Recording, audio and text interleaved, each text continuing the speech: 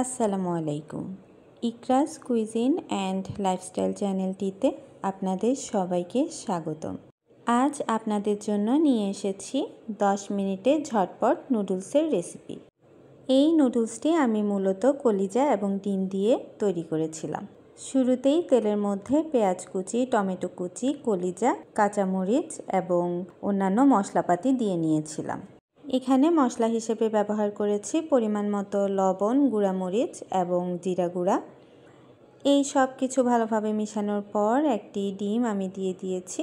ডিমটি আমি এক পাশে দিয়েছি, আপনারা চাইলে আলাদা একটা কড়াইয়ে ডিমটি ভালো করে ভেজে নিতে পারেন। আমি এখানে ডিমটি এক পাশে তেলের মধ্যে ভেজে তারপর অন্যান্য জিনিসের সাথে ডিমগুলো ভালোভাবে মিশিয়ে একটু ভেজে নিয়েছি।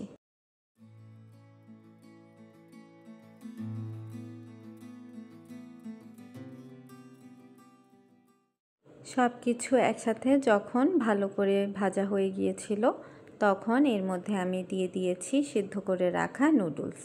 আপনারা নুডলস যখন সিদ্ধ করবেন তখন অবশ্যই সাথে কিছুটা লবণ এবং তেল দিবেন।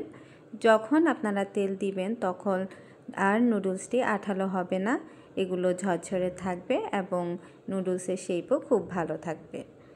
এবার আমি সব কিছুর সাথে নুডলসটি আলতোভাবে একটু একটু করে ভালো করে মিশিয়ে নেব।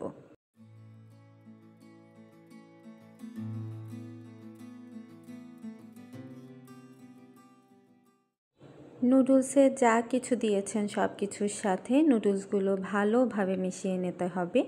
এই মেশানোর উপর কিন্তু নুডলসের স্বাদ অনেকটাই নির্ভর করবে। যখন পুরোপুরি মেশানো হয়ে যাবে তখন আপনারা নুডলসের মশলাগুলো নুডলসের সাথে দিয়ে দেবেন। আমি সাধারণত পরবর্তীতেই মশলা দিয়ে থাকি।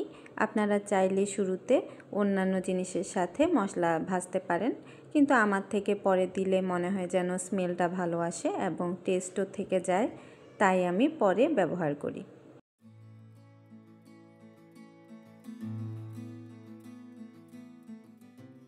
এই পর্যায়ে দেখবেন লবণ ঠিক আছে কিনা। যদি দেখেন লবণ ঠিক আছে তারপর আপনারা কিছুটা ধনিয়া পাতা দিয়ে দিতে পারেন। এখন আমার নুডলস কিন্তু সম্পূর্ণ রেডি।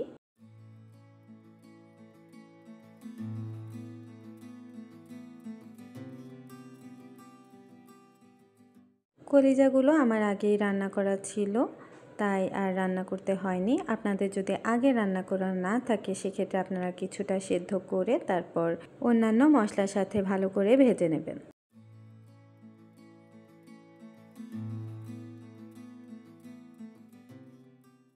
আমার নুডলস রেডি, এখন পালা চেখে দেখার। আমরা খেয়েছিলাম, নুডলসটি কিন্তু দারুণ হয়েছিল।